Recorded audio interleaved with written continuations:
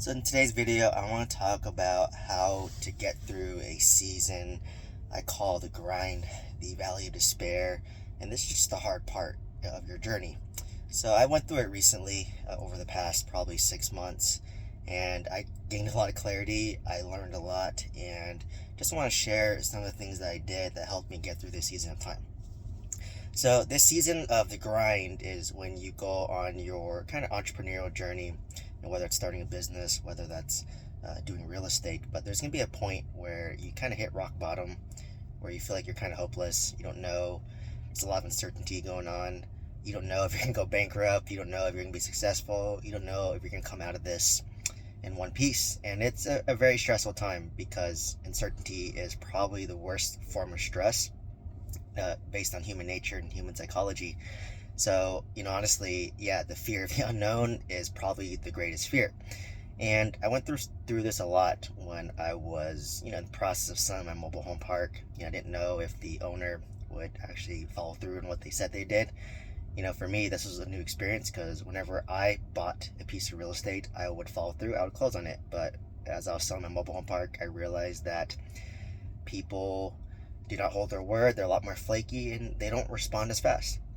So because of that, there's a lot of uncertainty, and when you have uncertainty, your mind likes to tell itself stories of, oh, what happens if you fail? What happens if these new buyers are crooks? Like just 1,000 what ifs. And this creates a lot of worry. This creates a lot of stress. This creates a lot of anxiety. So probably, from July of this year, 2023, all the way up to, I'd say, end of this year, it was like very stressful. It was a lot of uncertainty, and I didn't know what to expect. And I was, it was very stressful because my property manager for my mobile park wasn't good. They never held their word. They just talked and didn't execute anything. Also, my park was bleeding like $10,000 a month, and rent collections was bad because it's in a bad neighborhood.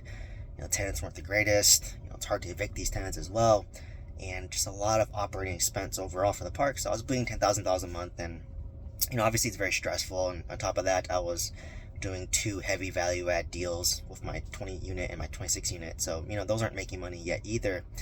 And I had to basically reframe all my habits in order to reduce the stress. So what do I do? What did I do? So the first thing I did was make sure I got at least 8 hours of sleep. Like for me, I need to sleep 8 hours a day at least. Because I need to be mentally prepared to take on whatever stressors are thrown at me that day, right? Like every day when you own 90 units of real estate while working a full-time job, there's gonna be a lot of stressors. A lot of things are gonna hit you, and you're gonna feel like you hit rock bottom. So you need to be prepared mentally, emotionally, spiritually, and physically, right? So for me, I know I need at least 8 hours of sleep. If it was a really hard day, a really stressful day, I would get 9 hours of sleep. So I made a huge effort to get a lot of sleep, at least 8 to 9 hours of sleep, depending that day, and just listen to your body, listen to your mind. So that's number one. Number two is I made sure to improve my pre-sleep routine. So I never had a pre-sleep routine. Usually I would watch TV, watch sports, and turn it off, and then at that point take a shower and go to sleep. But in order to prime yourself for the most optimal sleep and to be the most, get the best quality of sleep, I basically had to limit the amount of blue light exposure that I had. So what does that mean? That means that I'm going to dim my laptop, right? You can turn your phone to blue light filters. You can turn off all the lights to, help your body secrete melatonin, which is what helps you go to sleep. So you want to match the lighting outside. So if it's dark outside, your environment, where your room is, should be dark as well, right? And you should dim everything as much as possible and try to avoid blue light at least 30 minutes before you sleep, so you kind of prep yourself for that sleeping period. And during this time, I try to make it very quiet as well. So, I'll do that, be in silence. If anything's on my mind for my to-do list, because sometimes you get anxious before you sleep, just write it all down. And then at least it goes from off your mind onto paper. So that helps reduce your anxiety, reduce your stress, and then you're prepared to hit the ground with your feet on the ground. So basically, I do that. And then in order to sleep, if it's a lot of light outside, just wear eye mask. I turn on the rain of sound to help distract me from the other noise, and that helps me sleep as well. And you want to keep your room very cool. Not too warm, not too cold, just a nice cool. And that is the best balance. After that, next is the morning routine. So when I wake up, I try to be in complete silence for at least the first 30 minutes. And what I do is, I'll brush my teeth, wash my face, kind of wake up, and I'll do a quick, like 10-minute full body stretch routine. Just because, your body's been sleeping for the past like 8 to 9 hours. It's very stiff. And I'm getting older now, so, you try to stretch, get your body in, like, peak condition, and do all that stuff. So, that's how you kind of get prepared. That's how you get ready, is you just be in complete silence, because during the periods of complete silence is when your mind can wake up and you think of these great, amazing ideas, right?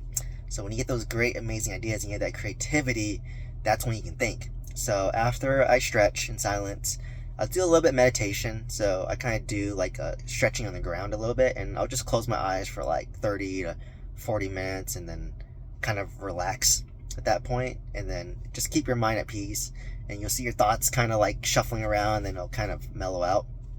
After that, I will prepare my breakfast, drink a large cup of water to hydrate myself, because your body's dehydrated after sleeping 8 to 9 hours.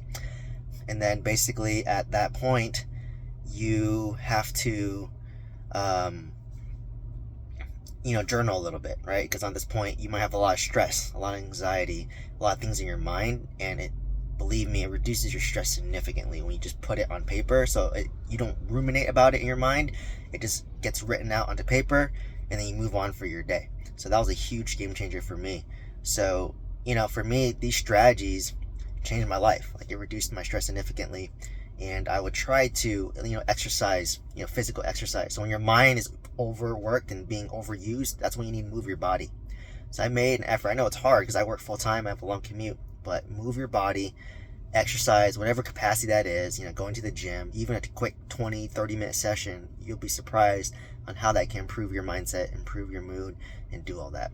So I've been doing this new routine since I'd say March or July of this year, for about 5 months, and it's been pretty game changing for me. So hopefully you found value from this video, and hopefully you take some tips from what I've done, and hopefully this helps improve your life during a season of the grind or when it gets hard for you. Hope to see you in the next one. Thank you.